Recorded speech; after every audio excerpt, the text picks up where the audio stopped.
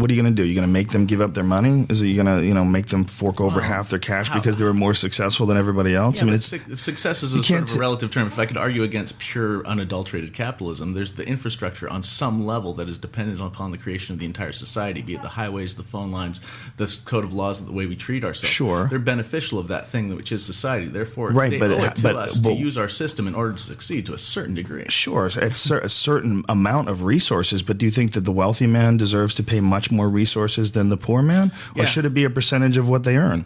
A percentage of what they earn. It should be a flat percentage of what they earn across the board. But I think where they really should get dinged is at death. I don't believe in inheritance. That's fascinating. But what if you want your kids to have it? It's your wish. You're going to go steal that guy's money? No. Well, you know what I'm saying? I know what you're saying. If you had a son, your son was an awesome guy, and he loved to surf, and and you didn't want him to have to get a job. You're like, look, bro, I'm going to give you my $1 million, and then you live a frugal life, and you'll never have to work again, and then you could just surf.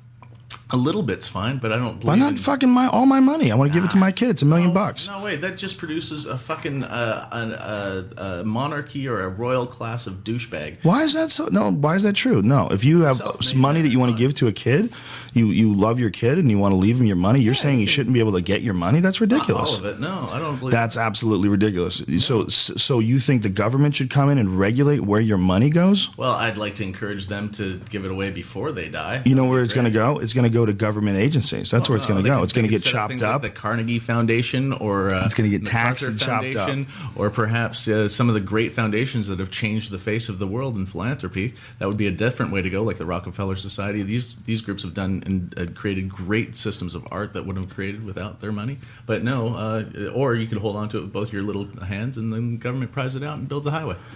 Yeah, but why would anyone have the right to say what you can and cannot leave for your children? Well, it's money. It's your you made that money. It's your money. You didn't make it. Money itself is kind of an illusion of debt against the whole. Okay, but you were far more successful than most, and you accumulated a mass amount of whatever the fuck you want to call money, and it's your thing. I'm not saying it's a remnant of your work, and if you decide that you want to give it to your kid, maybe your kid has an idea, maybe your kid wants to invest an incredible amount in clean energy and fucking dedicated himself to that. But whatever the fuck he wants to do, if it's your kid, no, why should you have to?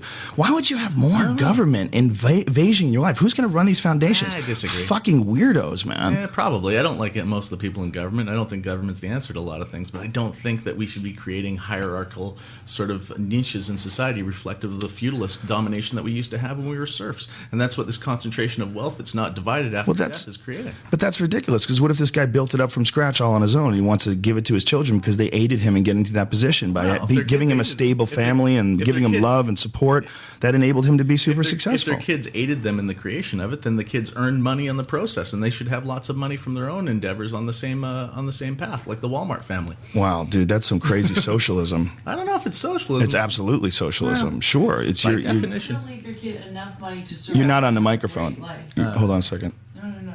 Don't you people know how to just plug into the wall like R2-D2 and project your voice? What are you saying?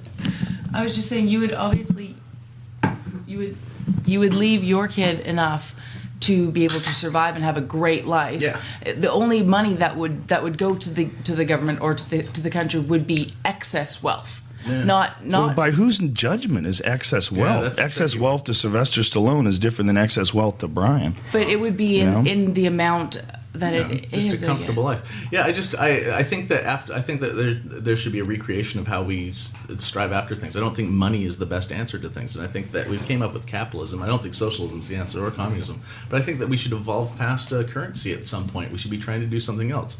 I mean, what if you could only make a certain amount of money and then you got like titles or more rights and certain things like that? I think that would be more appealing on some levels. Creating the gentleman class, creating exclusionary areas that people that strive to sort of be more can People would call that social engineering. Yes, exactly. Is that good? That's good, I don't know. It depends on who's engineering, really. I mean, if the divine, enlightened person, not one, how about all of them throughout history? Well, everyone who gets to a position of power, absolute power without a doubt corrupts absolutely. It's an age-old quote for a reason, Yeah, and the system will fall down and be recreated. Men have dicks. Dicks work. For you when you come from Canada because it works there. Yeah, do you know what I mean? It completely works. Nobody strives to be super rich because your quality of life won't be that much different than being I think people strive. Everybody in every group, there's going to be people striving to be great. You don't think your quality of life is better if you're rich than if you're not? No, in Canada, it's better, but it's not like what you're saying is the difference between poor and rich is much greater here than. Okay. Like if you're the richest guy in a city, like the city I come from, it's 90,000 people. So if you're the richest guy in that city and you're like middle class or lower class in that city,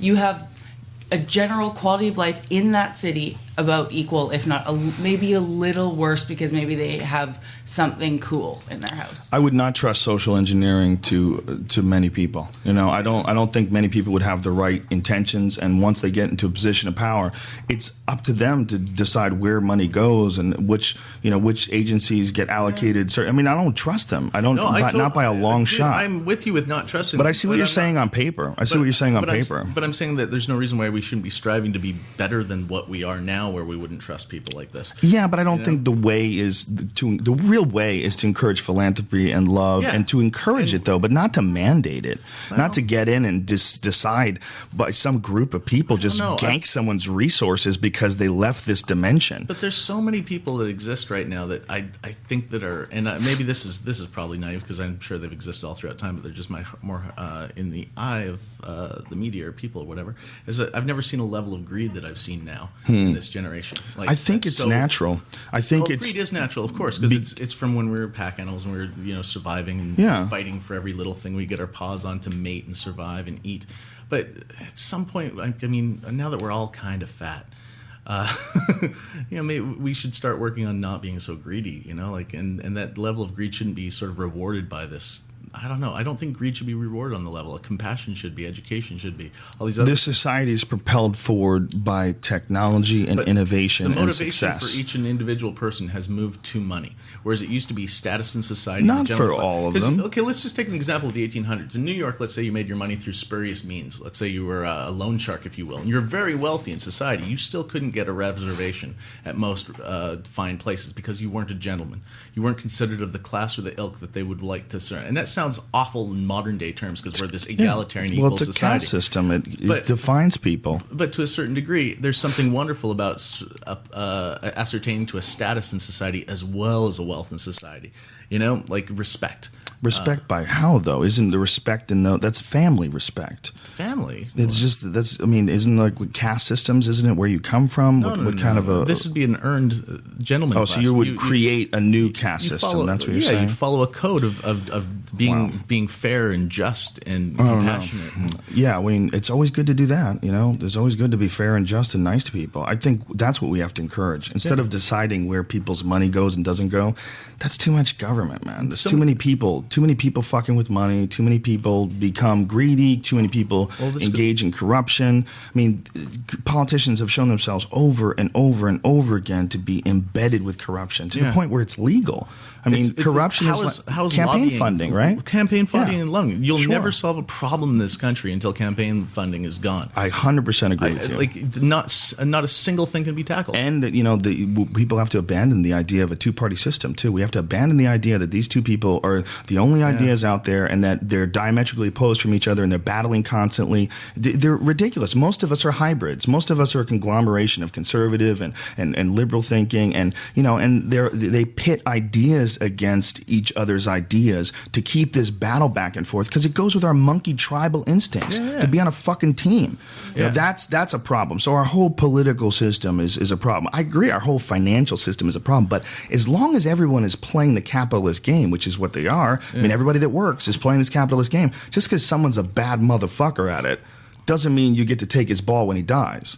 He gets to do whatever the fuck he wants with that. If we're all going to play this game, I see what you're saying, though, that we shouldn't play all this game. And that if the society was utopian, and if we really came to some point of enlightenment where we really treated each other like brothers and sisters and all kind of worked together, and instead of money, figured out some strange sort of a barter system or get what you need because I know you have good character and you contribute because you're conscientious, have that like a universal across the board thing. But that's not human beings. That's the problem. You're talking talking about an enlightened being. But that's not what we are now. We should be trying to evolve. We should be. I mean, but that's kind of the goal. Maintaining the status quo doesn't help us as a creature. We should always be striving to become this better thing. Well, you are. We are. Yeah. You are. We are. I don't know. Okay. I slept until 2 today. Well, it doesn't matter. You're not hurting anybody. You're doing comedy. You're spreading fun everywhere you go.